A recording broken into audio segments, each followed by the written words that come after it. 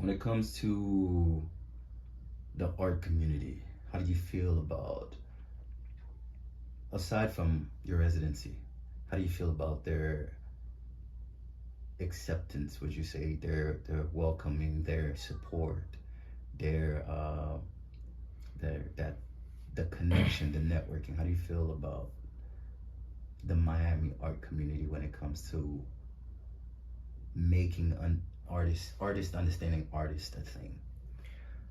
Right now, we live in a very special time.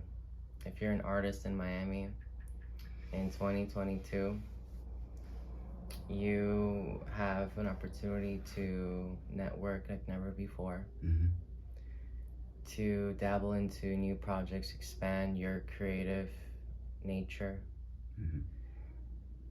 Because of technology, crypto per se, Yeah. and art, Art Basel being here, it created a stew of special formula Mm-hmm. for artists and and creators in general and techie people. Mm-hmm. Earlier I mentioned I went to San Francisco in 2020. Yeah. This was like right after the pandemic. Yeah. Or a day before the pandemic, actually. You wouldn't believe it. I got there and then the quarantine happened the next day. That's crazy. And what I've learned there, I was forced to live in an Airbnb, right? Not forced, but I decided that I was going to stay there. I didn't want to go back. Yeah. And it's there that I learned about the tech hub in San Francisco and about crypto and NFTs. And my buddy Will told me about how I can upload an image, sell the image. I'm like, how am I gonna, sell an image if I can't even freaking sell a real thing, But he explained to me it's not that. Like, trust me, just give me any picture. I didn't listen. Whatever. So I spent 10 months in San Francisco, made a whole bunch of connections, did an art show with the local artist there that I put together with a friend. And then I decided to come back to Miami with newly gained ambition for creating a communal setting for artists in my home. And so I did just that.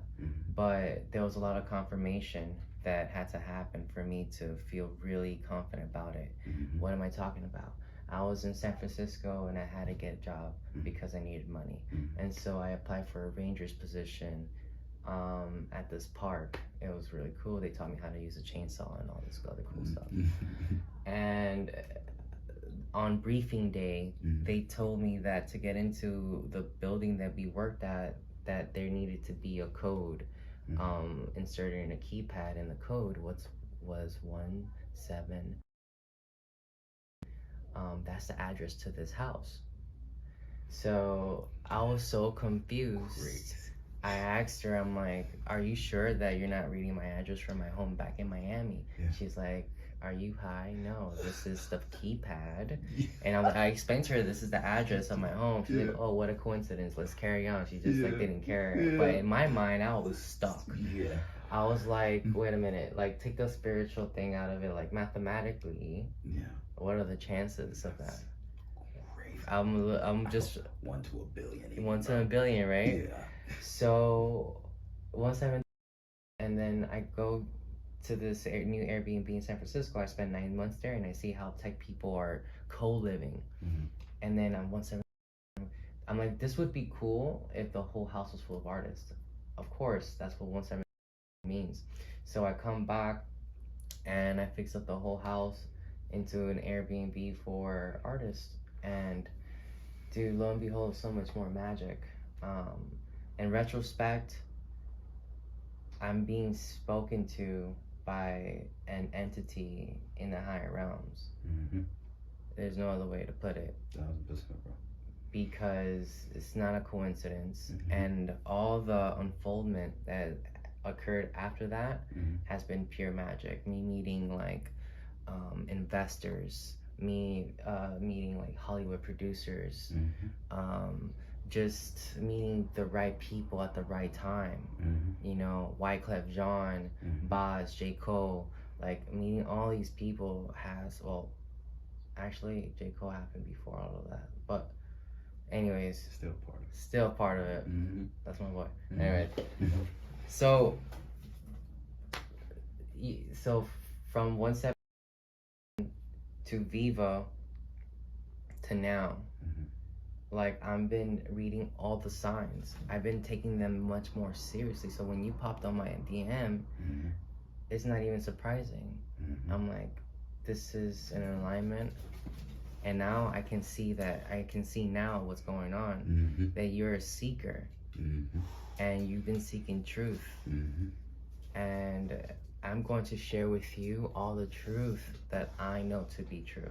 Mm-hmm. You know, and it might be a little grain of salt, but it's a salt of truth. Yeah. A little grain of truth. Yeah. I'd rather give you a grain of truth than a whole litter of bullshit. Yep. You know what I mean? Yeah.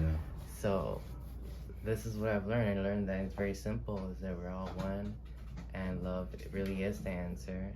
And we are all in a it's called the dream of the world. Mm-hmm. And we're all in this collective dream. Mm-hmm. And as a conscious collective species, if you were to look at us as a collective species, we're healing. We're going through a healing phase because of all the trauma that we've gone through as a collective species. I agree. So that's why everybody around the world, they're going through these healing processes, and yoga, meditation, eating good, all those is becoming more of an energy exchange because we're healing, Mm-hmm. you know?